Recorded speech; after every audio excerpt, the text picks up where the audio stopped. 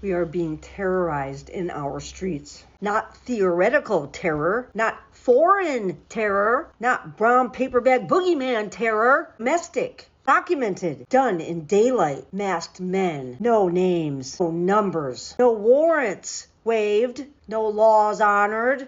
Badges turned blank, faces folded into fabric, authority without accountability. We all know it's not enforcement, it's intimidation. They grab bodies, they ghost identities, they disappear people publicly and dare us to call it what it is. Domestic terror, it doesn't need a manifesto when it has a budget. It doesn't need a cell when it has a command structure. It doesn't need secrecy when it's got sanction. Terror is the point. Domestic is the location. And I know they say that terror only comes from over there, different language, different skin, different God. But terror is defined by behavior, not biography. And the behavior is this: state power turned predatory, force without fingerprints, violence without verification. That is terrorism.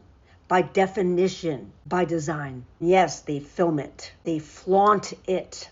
They smile while doing it because they like this. They were recruited from the people he pardoned. You heard them. He'd do this shit for free. Didn't even graduate high school. I'm making $200K. We're paying for that, taxpayers. We're paying for that $200K. Money that they stole from our health care they gave to ICE to terrorize us. Only blue cities, only blue states. This is all about election suppression. They know they're not going to win in the midterms. Steve Bannon says we're all going to prison if we don't win. They have a lot to lose. So this terror is born, and terror thrives on spectacle because fear is the feature, not the flaw. This fascist fucking facade. Chemical clouds fired at civilians, phones raised, not weapons. Witnessing punished as provocation. When people are hurt, when children suffer, when the most vulnerable pay the price, they just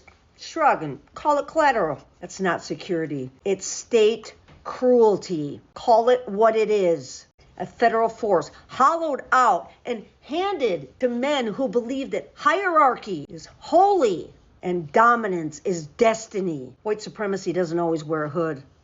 No, sometimes it wears a uniform and calls itself policy. This is not protection.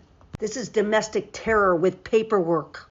And if you're confused, that's intentional. Confusion is compliance because power no longer needs you to agree. Just doubt. Doubt your memory. Doubt your neighbors. Doubt the evidence in your hands. We were told plainly not to believe our own eyes, to accept that what we saw was not what happened, that what happened was not what it was. This is the final discipline of domestic terror, not silence. Submission to the lie. When the state decides reality and language enforces it, truth becomes treason and sight becomes subversion. If you saw it, you didn't. If you remember it, you're wrong. If you resist, you're dangerous. That is how terror wins without ever naming itself. Not by blinding us, but by convincing us we were never looking at all.